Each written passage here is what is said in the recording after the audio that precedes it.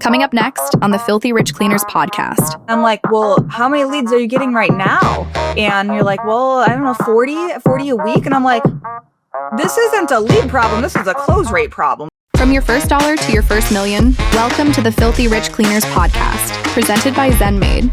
Join your host, Stephanie Pipkin, founder of Serene Clean, as she shares proven tips, tricks, and hard-earned lessons. Whether you're just starting out or ready to scale, get ready to discover how to build your own cleaning empire.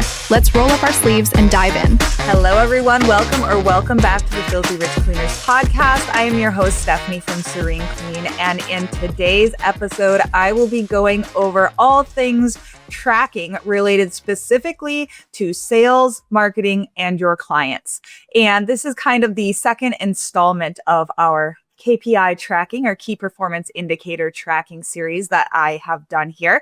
The other one that if you go back a couple episodes for the solo episodes, it was all about financial tracking in your cleaning business. And so I want to delve into all of the different areas that we track at Serene Clean, and more so just to give you a lot of ideas. There's some that I would say are non-negotiable. Others are nice to haves and more just like I'm a psycho about this stuff. And I just love digging into the data and really understanding what's going on in my business. And as I've said before, for me, tracking is like this security blanket. It really makes me feel so much more confident that I know what's going on in my business, because there's a lot of things that we cannot control in our business. And especially this year, it feels like things have been a bit out of control because of our turnover and kind of issues with hiring that we've had. Side note, we've really hit a good little streak, and we found some great candidates and have a lot of great people starting.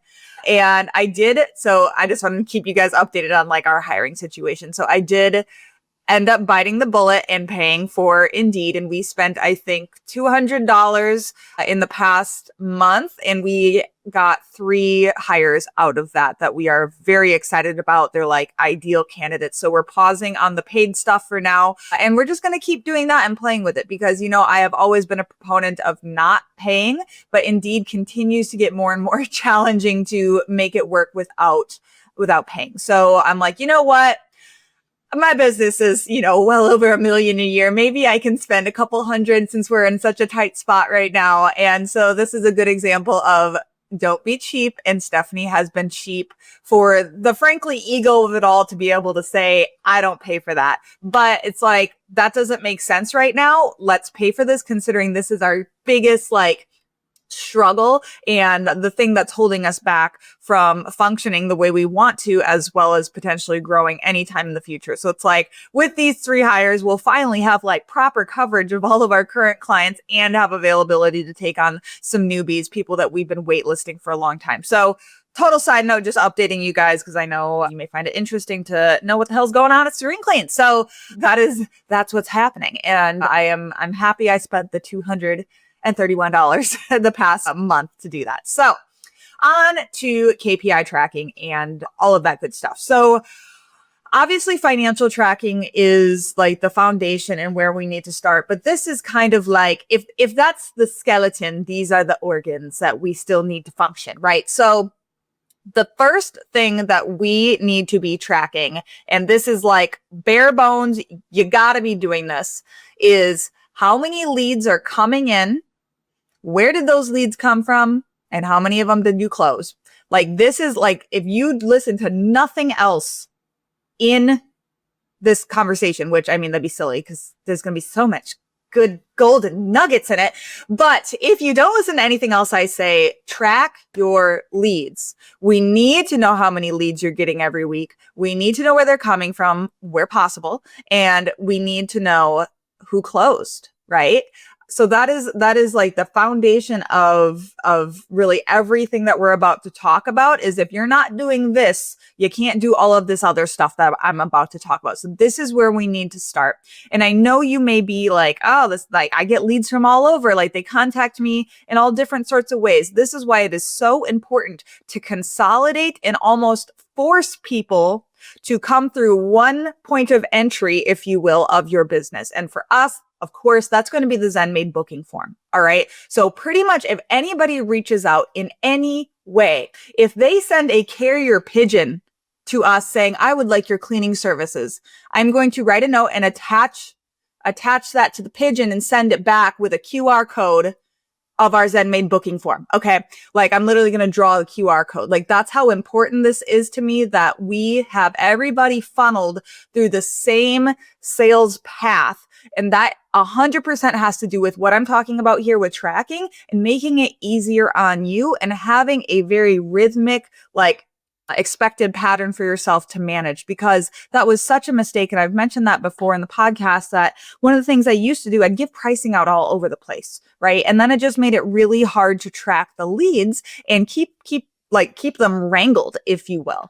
And so there's a lot of ways to do this. When I first started with my lead tracking, I literally just had an Excel spreadsheet. I just named it like sales and marketing. And I had the first column was just like the week.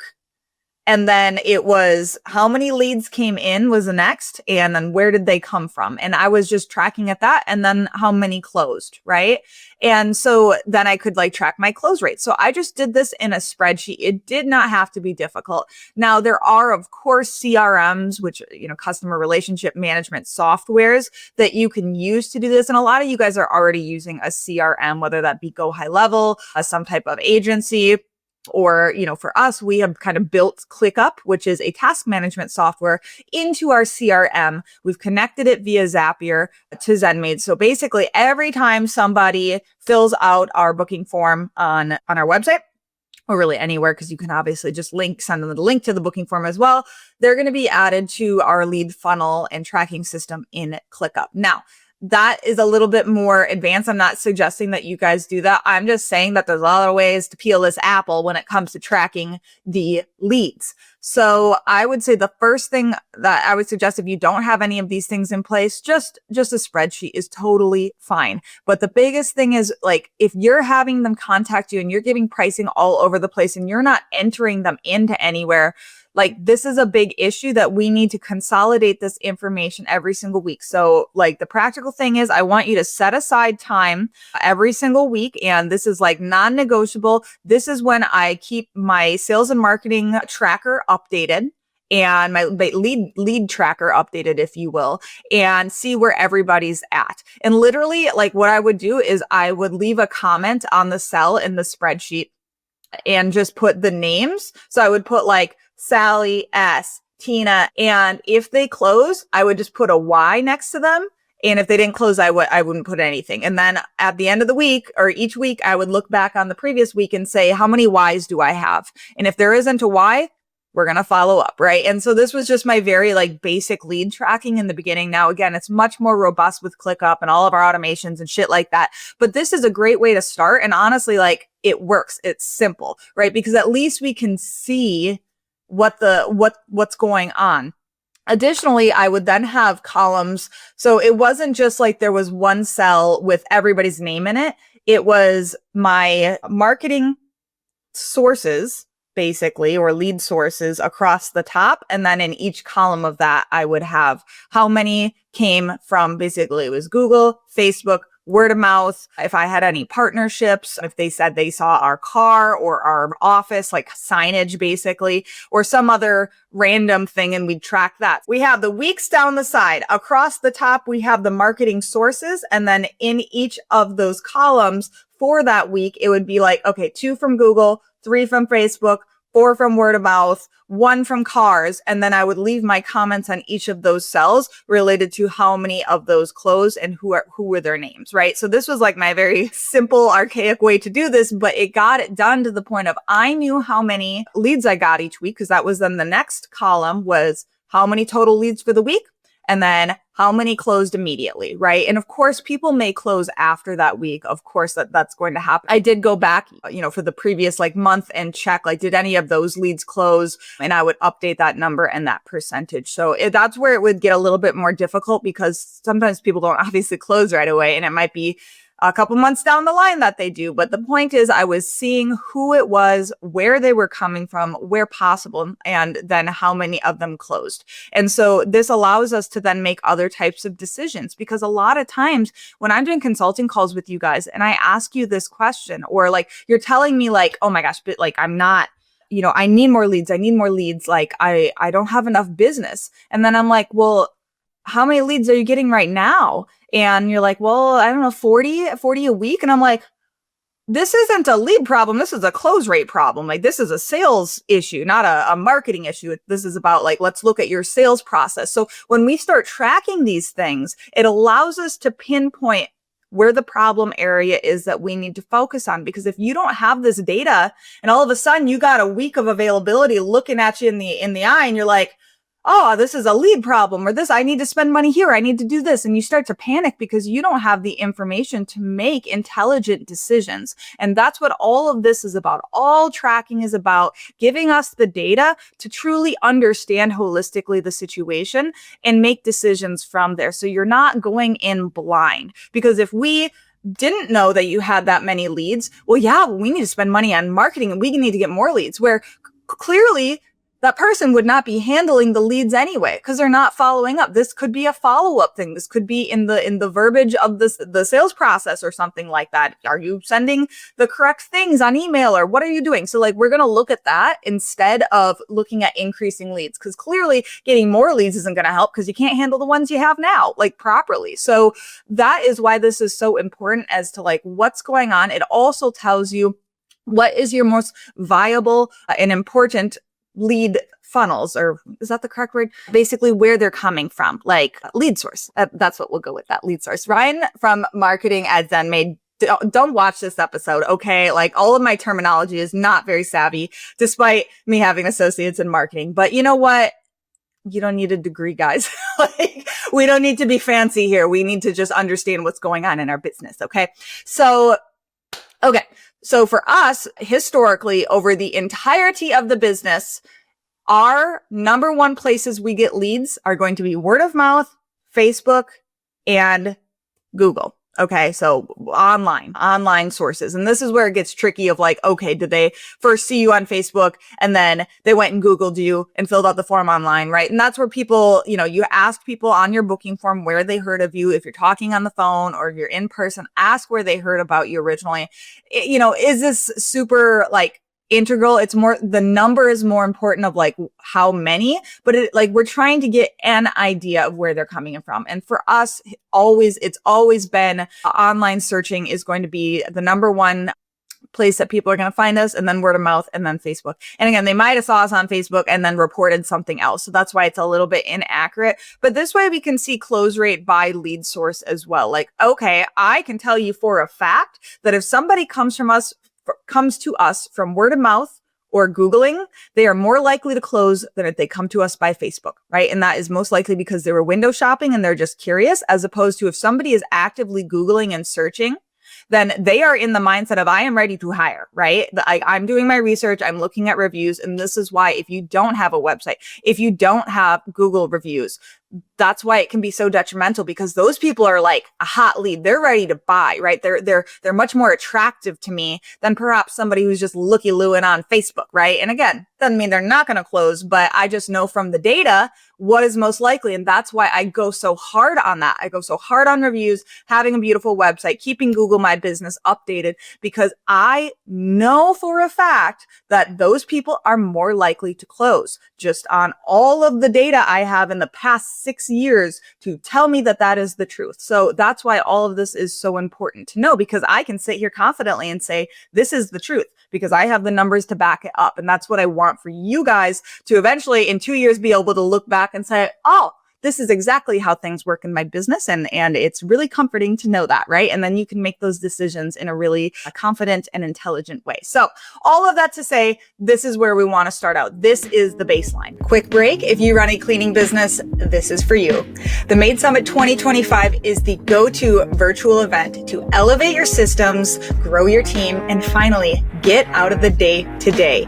20 plus speakers, real results, and absolutely zero cost to you. Register today at madesummit.com. Remember, it's free. Okay, now back to the video. And so now I'm just going to kind of go through all of the other areas that kind of come off of that I delve into deeper when it comes to tracking. So A close rate calculation, of course, is going to be something so I can look at each of my close rates over the months and see, do we have it better in different months? And that could tell me a lot of things. It could tell me that people are less likely to close at certain times of the year, which can be very interesting. But for us, because availability has been so tight lately, this is just one piece of the puzzle. If I just look at close rate, well, then that might say I have something wrong with my sales. No, at the end of the day, right now in Serene Clean, availability is our biggest issues. If people aren't closing, it might be because we're way too far out for them and or we are not even offering them a date. So I can tell you, for example, I had 88 leads come through in May and 21 of them closed. And I still have one person on the wait list from May. So I can tell you all of these things because I'm tracking them. And a lot of our lower close rates is having to do with us either not offering them dates at all and literally putting them on a wait list, or not even putting them on just where they're so early on, we're just telling them we have no availability right now. Would you like us to contact you when we do? So we are tracking number of leads on our wait list as well. And having a wait list is really useful, of course, when we do have availability, because then we can reach out and fill those spots a lot quicker. So that is really important to us. Another thing that I track, and so this is getting into more I would say operational tracking or client tracking, but I'm kind of putting all of this together because that's where I put it all together. And so I do track first time cleans by month, because if we are having a significant number of first time cleans, that means we have really good availability, because if we can get in first times, that means we got big chunks of time, right? Because first times, as we all know, takes a lot of labor hours or man hours to fit in. And if I'm not able to get in any, well, then that means I have nothing. Like August, this month right now, while I am filming this, we have had 0 first time cleans because we have had no availability at all. In July, we had 2. In June, we had 5. So June to July, that's when all of the fucking chaos happened and everybody was leaving. And we've had, not even just leaving, we had to fire a lot of people, right? Because of all the silly things that were occurring that did not feel silly at all at the time. It was more like, let me cry in a corner right now because this is all happening. But we have 2 first times scheduled for September. We have 1 scheduled for October. And once we get these new folks trained in, I'm going to see those numbers shoot up because we do have people on the wait list. Right now we have and so many people that aren't even on the wait list. We haven't even given them an estimate because we're we don't want them in this process yet. So things have been a little bit messy lately, but at the end of the day, I have this and I know what's going on. And that makes it feel a lot better instead of just being so chaotic, right? Okay. The next thing that I am going to want to go into is basically things related to our current clients and knowing our clients, right? And I think it is so important to know as much as possible about our clientele, because that really informs us who we are serving. And when you know who you serve, your avatar or your ideal client, whatever you want to call it, it makes it so much easier to sell to them in the future and continue to serve them in the ways that they desire, right? And really, there cannot be enough said about knowing who your clientele are, right? So going into this, I want to talk about who our clients are. So first, what I like to track, because we serve a wide area with our 3 locations, so this may not be relevant to you, but it could be if you serve a big city and you want to know by zip code. That might be a really interesting thing to track, is tracking your clients by zip code. So for us, all active and sporadic clients by service area is something that I track. So for example, and then I do break it down by commercial and residential as well, so that I can really nuance, because remember, Serene Clean is smack dab down the middle, 50% residential, 50% commercial. So I want to see, is this different? And that's why this is so useful. Again, this is all I'm looking at my dashboard in ClickUp. That's how I'm able to do this information. This took a lot of work to set up again. And again, there's other CRMs that may be a little bit easier for you. I know people really like Go High Level.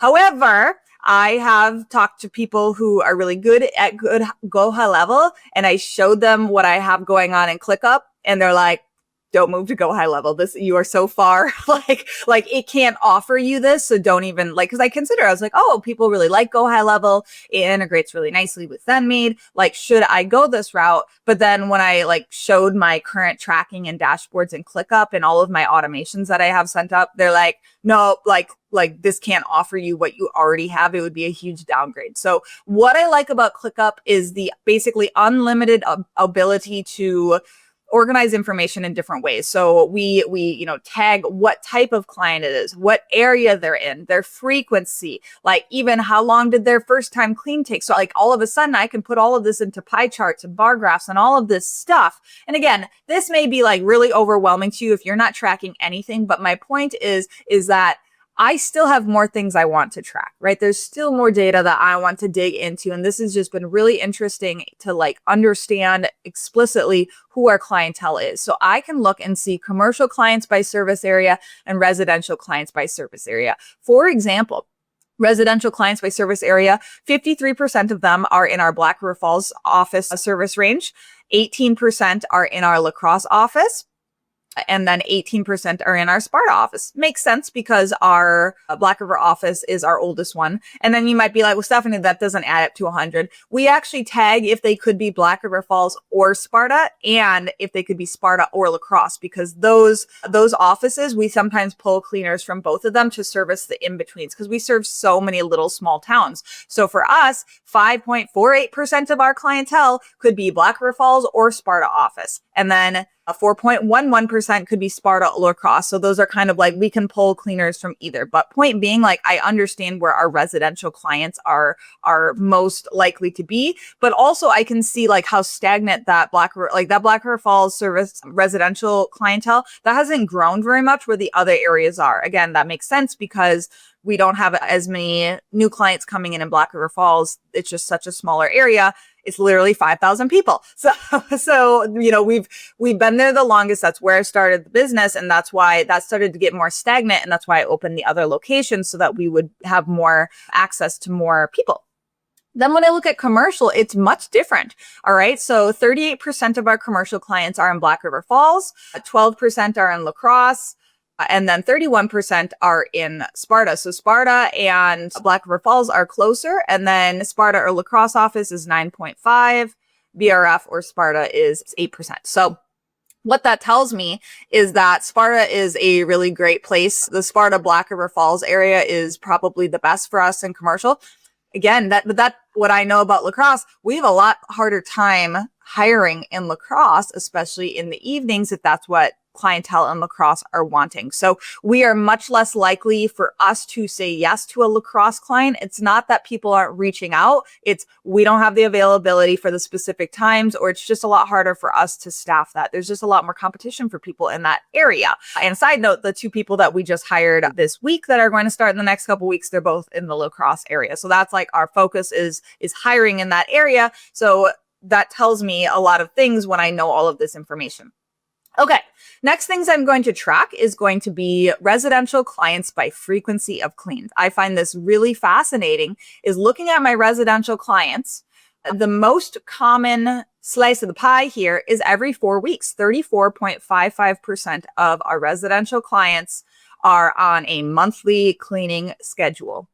24% are every 2 weeks. And actually 35% are on a sporadic one. So they are reaching out kind of sporadically and as needed. They are not on like a very strict thing. So we have a lot of clients that reach out to us occasionally, or they're snowbirds. So we're only cleaning for part of the year. Like that's surprising seeing how much of that.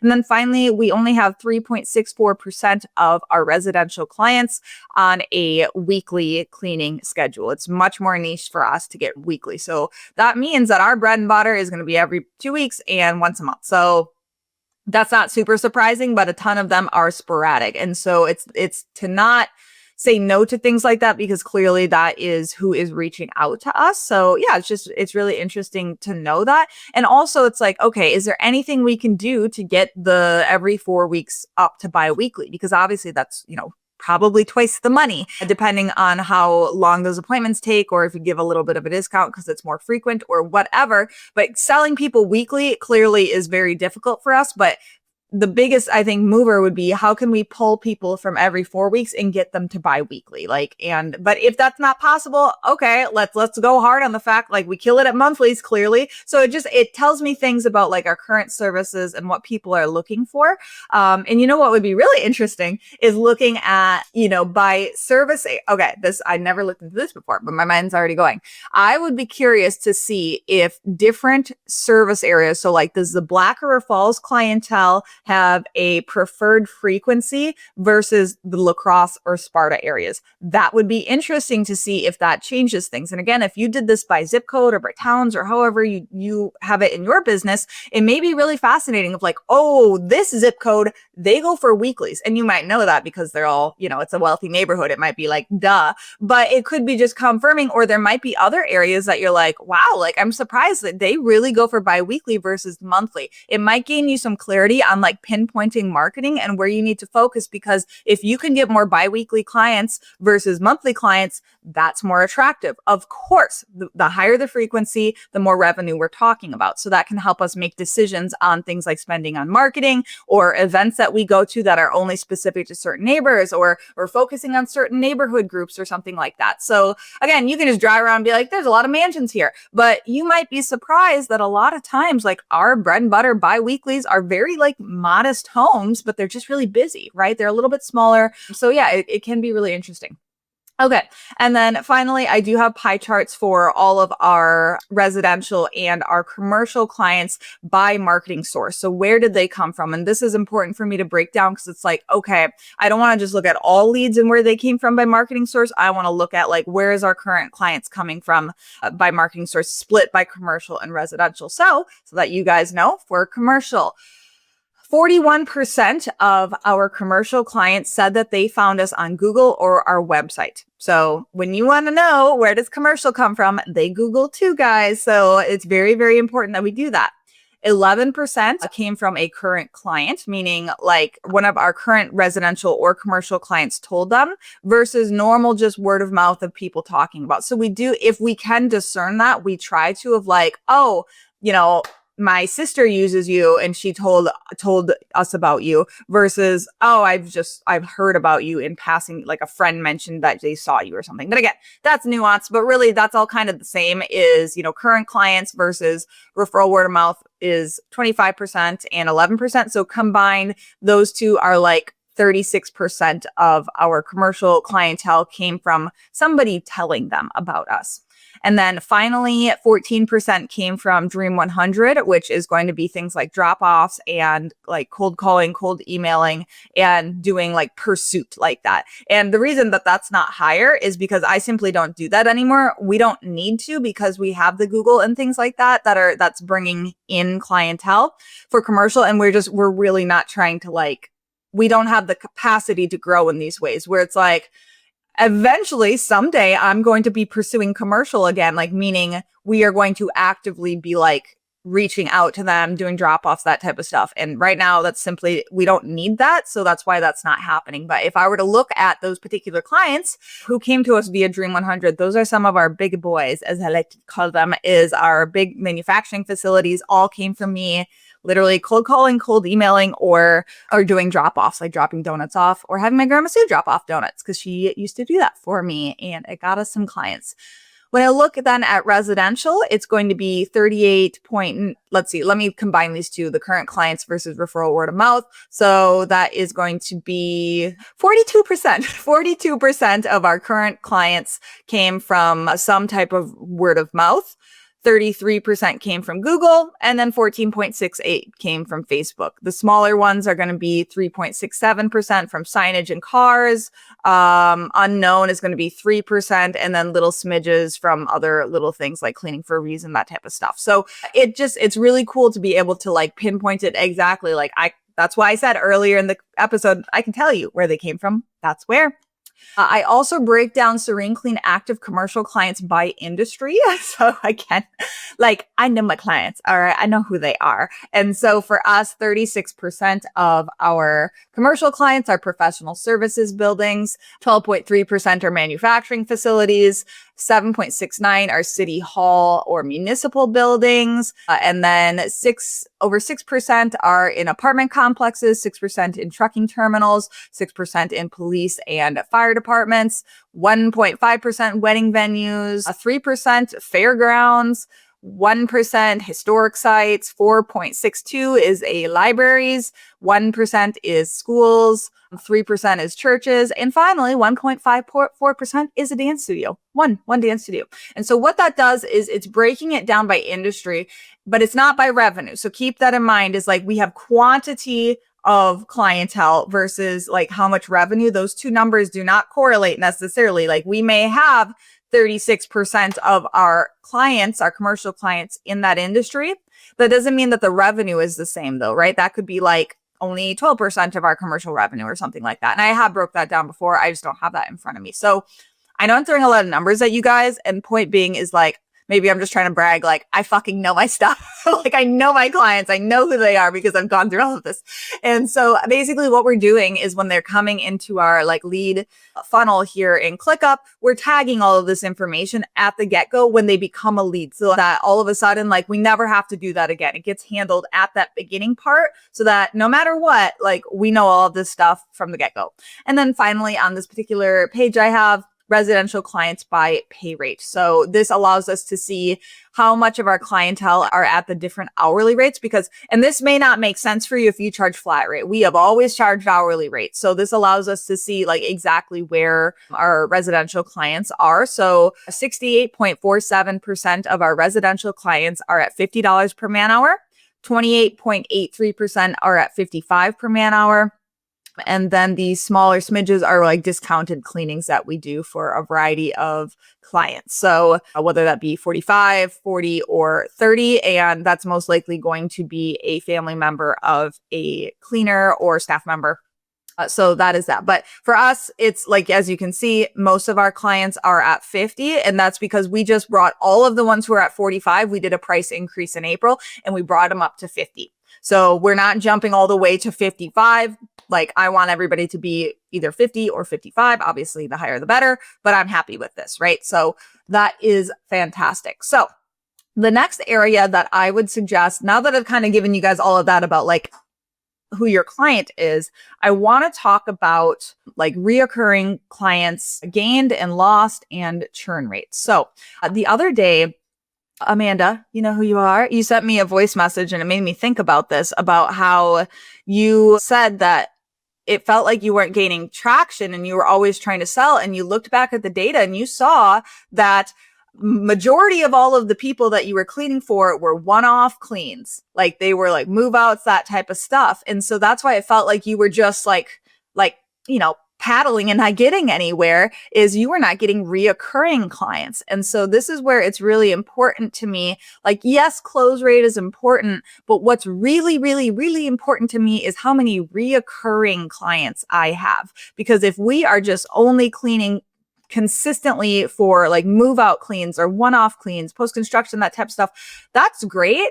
But that is much less interesting to me than having a solid foundation of reoccurring clients. And so for Amanda seeing that, it was just really eye-opening of like, this is why I'm not getting these people to rebook or just focusing on too much move outs or whatever. So it was really fascinating to see that data laid out. And that's why I track this. So I track how many reoccurring clients I gain every month and how many I lose. And so this tells me like, is my base, my mountain of clients, is it actually going up, or is it just staying because we are just doing, or because we are losing at the same rate, our clients, or we're only doing one-off. So it's just churning and it's not actually like building our foundation. And this is why Serene Clean is where we're at, is because we have such a solid base of reoccurring business. It's not just one-offs. Like, of course we do move outs and that's really good cash injections, but it doesn't actually move the needle on like building this big, massive foundation of reoccurring revenue.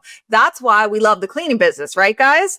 This is why it's so attractive. Just like, you know, getting a haircut, you're going to go back. Just like getting oil changes, you're going to go back. But the beauty of cleaning is like, it's probably more frequently than both of those things. It should be, at least. And so we want to look and see how many reoccurring clients did we gain? Did they actually convert to reoccurring? So for us, we're looking at their first time, we're looking at their second clean, and then their third clean should be like when they're actually like transitioning to a reoccurring. Like that's really important to us. So for us at their third cleaning, that's where we are giving them a little thank you note. That's where we're giving them a candle because we've really figured out the house. We understand them. And now it's like, okay, welcome to the Serene Clean family. All right. You're a member here. So I'll give you some numbers here. I can see that in July, or let's see. Yeah. Okay. Let's look at June. Let's look at June. In June, I gained 4 total reoccurring clients. 2 of them are every 4 weeks and 2 of them are sporadic, totaling in 4 reoccurring. In that same month, I lost 2 clients, and I lost one that was every 2 weeks and one that looks like sporadic.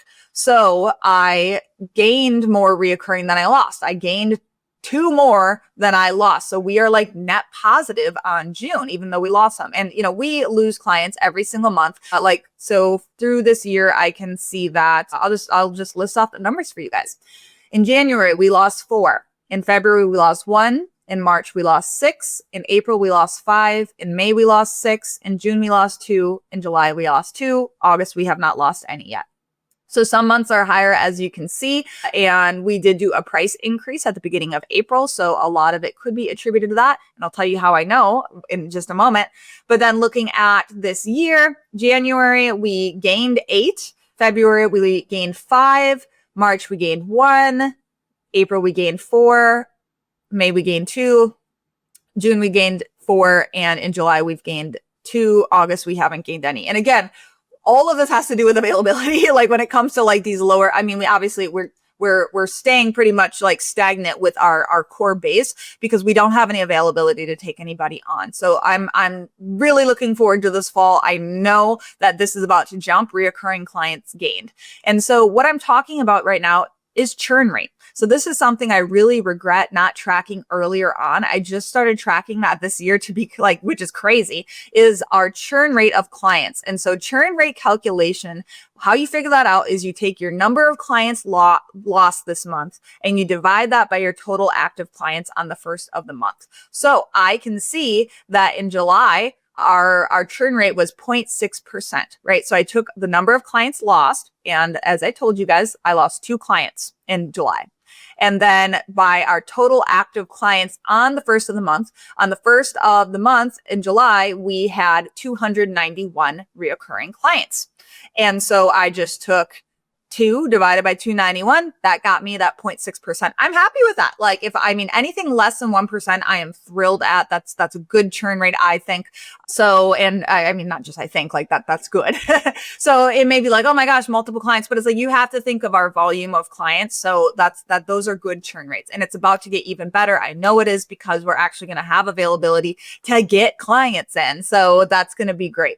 So I do, track obviously the total number of our active reoccurring clients. And since, let's see, for the past 3 months, we've been at 291. So residential, 220 active clients, 63 commercial, and 8 vacation rentals. So yeah, pretty wild. And so, I keep saying like, oh, we're half commercial. I mean by revenue. So 63 commercial clients are equal to 220 residential clients in revenue. So you guys know why I love commercial. Okay. But it's both for us. It's both. Like we have to have both of these things to be where we're at now. So finally, the final thing I want to touch on is tracking why people left. Okay. Because I just told you how many people left. We actually track the reason why they left because that informs us exactly what the problem is. What is the fire that is occurring? Or maybe it's not a fire at all that we can control, right? But if it is, I darn well want to know about it. And if we are losing clients because of something that 100% is on us, like this is like DEFCON 1, we need to solve this problem, right? So that's why it's so important, not just to track how many you lost, but why, if you can get that out of them. Most times clients will tell us why they will leave because we ask them. So I'll tell you. Okay. So July, we lost 2. We lost 1 commercial account and they said that our services were no longer needed, that they were going to have an internal person do the cleaning. And then the sporadic client, we canceled on them. We do not want to clean for them anymore. In June, we lost a sporadic one. Okay, this was a commercial account. Services no longer needed. They're having an internal person clean for them. This is a common thing because people are looking to make extra money. They reach out to their current employer. Hey, can I do the cleaning instead? And they cancel on us. We lost a biweekly client and they said because they moved, so we can't control that. So, okay, we have 2 months of things that can't really control. Obviously, us deciding not to work with somebody, like we can control that, but that's a good thing. Okay, May. This is where it's very interesting to see why people canceled because we just did that price increase in April. So we had 1, 2, 3, 4. How many did we lose? Okay, 6. And we had 1, 2, 3 of them be because of price. And those were every 4 weeks. 1 is unknown. 1 is other. I'd have to click on that and see. And then the sporadic one that we lost is because of price related. So 4 out of 6 clients that we lost was because of that price increase. Okay. We did a price increase. We lost 4 people because of that. So, and haven't lost any since. Like that's not too bad. In April, when we did the price increase, let's see if anybody dropped because of that. Okay. So we had 1 that was every 2 weeks and they said services no longer needed. We had 3 who were every 4 weeks and 1 of them was price related, services no longer needed. And then 1 did not respond to us.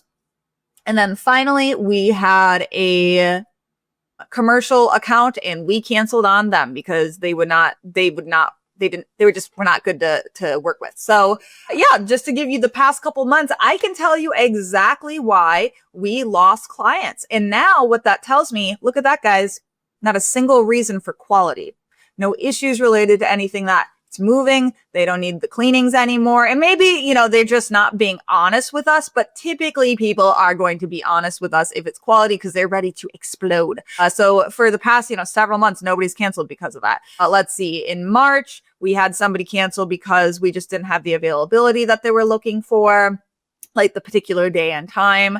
We had, let's see here, every 4 weeks, we had 4 people cancel. 1 didn't respond. 2 of them said services no longer needed. And that could even be like somebody passed away. That's not uncommon when we service like elderly homes. And unfortunately, that's really sad. And then 1 was price related in March. The 1 person that canceled in February was every 4 weeks. And they did not tell us why they canceled.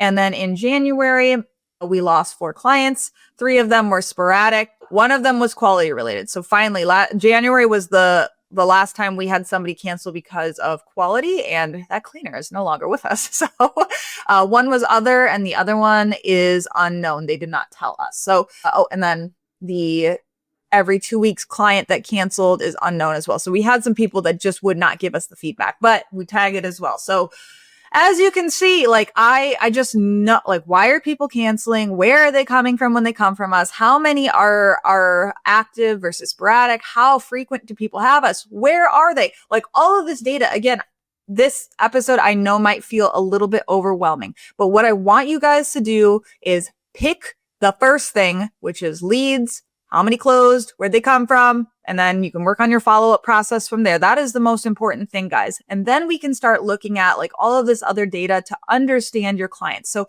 if I were to tell you, okay, your action items, what I said at the beginning is what I just said. And then the second thing that I want you guys to do is, or really the other ones I want to focus on is how many reoccurring clients did you gain? How many did you lose? And if you lost anybody, why? Why did they cancel? All right, because those areas are going to inform action on your part. They're going to tell you exactly what you need to do to improve your service so people don't leave. And again, if it's price related, if you're having like say you just did a massive price increase, right? And you jumped too high and you had like 30 people cancel, right? Well, what do we learn? Don't do that again. And don't increase prices. Don't do it all on everybody at once unless you are ready to go. We have a wait list a mile long and those people all are at a higher price, right? So it tells us what we need to do. Okay. And I'm sure there's a lot of areas that you guys could track. This is where I have started. And I'm sure there's other things I'm just not thinking of on other spreadsheets or whatever that I just haven't touched right now. But this is kind of my central focus on a weekly basis as I am looking at this stuff, or at least on a monthly basis when it comes to like client data. If people are leaving, I'm looking at that every single week, of course. Number of leads, our close rates, how many people are on our wait list. Like this is stuff that I'm looking at, as well as like how many follow-ups did we do when they closed, all of that good stuff. So I know that this was like a data heavy one and it's through a lot of you guys. If you have any questions on anything I've said, leave it in the comments below. Of course, I'm always here to answer them. And I do need to do a Q&A video soon, I think, because we have plenty of them. But if I see like a question that I can answer in the comment, I'll try to get to it for you. Or of course, you guys can always tag me in the ZenMade Mastermind. Like if you want to take it there and we can have the conversation there, sometimes that's a lot faster for me to get to it in the Facebook group. So head on over to the ZenMade Mastermind. If you're not joined yet, it's free. You don't need to be a ZenMade customer. Although if you're not, what are you doing? Like I said, the booking forms are fire and we can chat there. I'd love to meet you over there and we can have a grand old time in the mastermind. Other than that, guys, I hope you're having a wonderful week. If you did not go watch Tuesday's episode that dropped, it was me, Amar, and Maria on site in Barcelona, Spain, doing would you rather questions in our cleaning businesses. And it was a hoot, so hilarious. I choked Amar at one point. So if you want to go see that, go watch the YouTube video. If you're listening to this anywhere else, that one is worth like visually watching because it's funny. Okay. So I would say if you don't watch any of the other ones, go watch that one on YouTube. It's really, really funny. So yeah, I hope you guys have a great rest of your week. If you listened all the way through, can we give like a blue diamond? Because I'm wearing a blue shirt right now. Put a blue diamond. I know that there's like one, or maybe a triangle, a circle, just a blue shape. Okay. Give me a blue shape down below to show me that you listened all the way through. Give this a like, hit that subscribe, and we'll see you on the next episode of Filthy Rich Cleaners. Bye guys.